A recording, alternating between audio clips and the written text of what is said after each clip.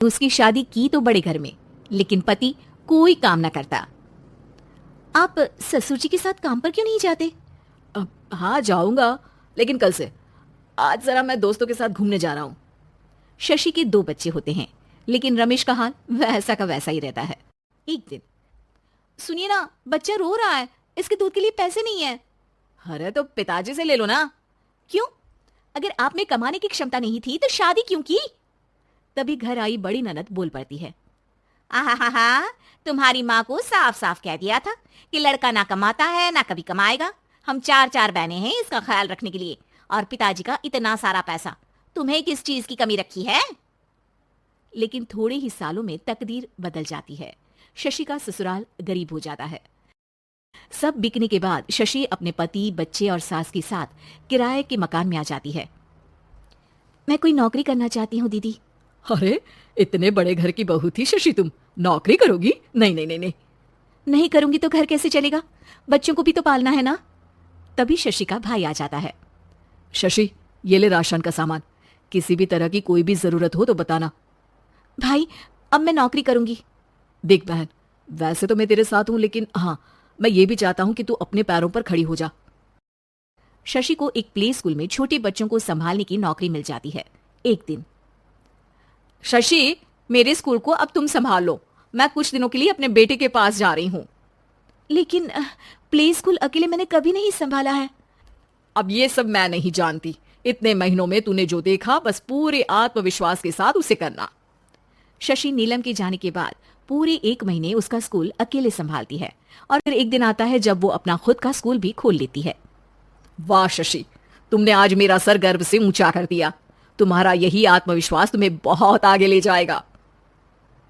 नीलम, बहुत आगे जाने की चाह नहीं है, बस ये छोटा सा स्कूल मेरे बच्चों की अच्छी शिक्षा में मेरी मदद करे, यही मैं चाहती हूँ।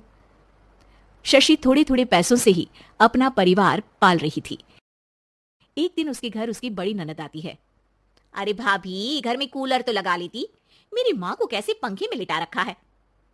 अरे तो शशि कौन सा एसी लगा कर सो रही है? वो भी तो यहीं रहती है ना मेरे पास। ज्यादा यहाँ आकर मेरी बहू को परेशान ना किया करो। हाँ, मुझे भी शौक नहीं है इस छोटे से घर में आने का। मैं तो बस ये बोलने आई थी कि मेरे बेटे की शादी है तो ननिहाल का जो नेग होता है वो ले आना। हाँ, जितना बनेगा कर देंगे, और ना हुआ ना तो वो भी नहीं करेंगे। तभी शशि बोल पड़ती है। अरे नहीं माँ जी, रीटा घर की बेटी है, उसके ससुराल वाले उससे शादी पर पूछेंगे कि मायके से क्या मिला। रीटा, तुम मुझे सामान की लिस्ट भेज देना, मैं पूरी कोशिश करूंगी कि तुम्हारी हर डिमांड को पूरा करे। अच्छा, मैं खाना लगाती हूँ। शशि ये बोलकर किचन में चली जाती है। धीरे धीरे कर शशि किसी न किसी तरह अपनी सारी ननदों की डिमांड भी पूरी करती, बच्चों की ख्वाहिशें भी, और उनकी पढ़ाई के लिए पैसे जोड़ती। एक दिन जब शशि का बेटा 12वीं पास करके आता है। माँ, अब तुझे काम करने की जरूरत नहीं है, मैं अब कोई ना कोई नौकरी करके पढ़ाई भी साथ कर लिया करूंगा। शशि को लगता है कि बेटा और आगे पढ़ाई करे, लेकिन वक्त की मार के कारण वो बेटे को काम के लिए हाँ कर देती है। अब बेटा एक बैंक में चपरासी बन जाता है। लड़का देखने में तो बड़ा अच्छा है, अंग्रेजी भी पटर पटर बोलता है, फिर चपरासी क्यों? लड़का सारी बात मैनेजर को बता देता है। अच्छा, तो मैं तुझे एक मौका देता हूँ, तू यहाँ रहकर दूसरे डिपार्टमेंट का भी काम सीख। अगर तू किसी एक का भी काम अच्छे से सीख गया तो मैं तुझे यहाँ टेबल चेयर में बैठने वाली नौकरी दे दूंगा। लेकिन एक दिन शशि की ननद उसे फोन करती है। अरे भाभी, देखो, मायका तो मेरा तुम लोगों से ही है। मैंने आपके बेटे और मेरे भतीजे प्रदीप के लिए यहाँ एक नौकरी देखी है, पूरे 5,000 मिलेंगे। वैसे करता ही क्या है, चपरासी ही तो है ना। कोई बात नहीं रीटा, मैं उसे इस शहर के बाहर नहीं भेजना चाहती हूँ, बाकी वो शाम को आएगा तो मैं पूछ लेती हूँ। वहीं प्रदीप मैनेजर की बात से खुश हो जाता है और मैनेजर के काम पर ही नजर रखने लगता है। वो उनकी तरह के पेपर पढ़ता, काम करता और आने वाले लोगों की बातें सुनता। एक दिन बैंक में ऑडिट वाले आते हैं। ये गलत है, पूरी बैलेंस शीट नहीं मिल रही है, कहीं ना कहीं गड़बड़ है। ए मैनेजर, क्या करते हो? बैंक के पैसों का हिसाब सही नहीं है। मैनेजर के पसीने छूट जाते हैं। तभी प्रदीप वहां जाता है। अब क्या मैं ये बैलेंस शीट देख सकता हूँ? अरे बेटा, मजाक नहीं, जाओ पानी लेकर आओ 1 गिलास। प्रदीप मैनेजर को पानी लाकर देता है और फिर ऑडिटर से कहता है, देखिए सर, मैं आपको बता सकता हूँ कि कैसे बैलेंस शीट को आप लोग गलत तरीके से जोड़ रहे हैं। ऐसा बोलकर प्रदीप एक एक कर सारे डाउट क्लियर कर देता है। अरे हाँ, ये तो पॉइंट हमने देखे ही नहीं थे। गुड, कौन है ये बच्चा? तभी मैनेजर बोल पड़ता है। अब हमारे यहाँ अकाउंट में नया आया है।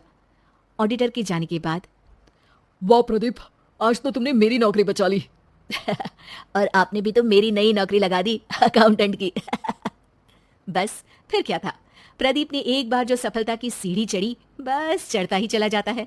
फिर एक दिन शशि की ननद, अरे भाभी कैसी हो?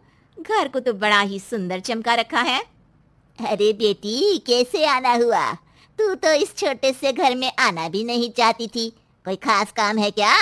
अब हाँ, वो माँ, मेरा जो मजला बेटा है ना, वो अकाउंट से पढ़ाई कर रहा है, तो प्रदीप से बोलकर उसकी भी कहीं अच्छी नौकरी लगा दो ना। सास और शशि समझ जाते हैं कि कैसे पैसे आते ही लोगों के बात करने के तरीके से लेकर रिश्ते निभाने तक में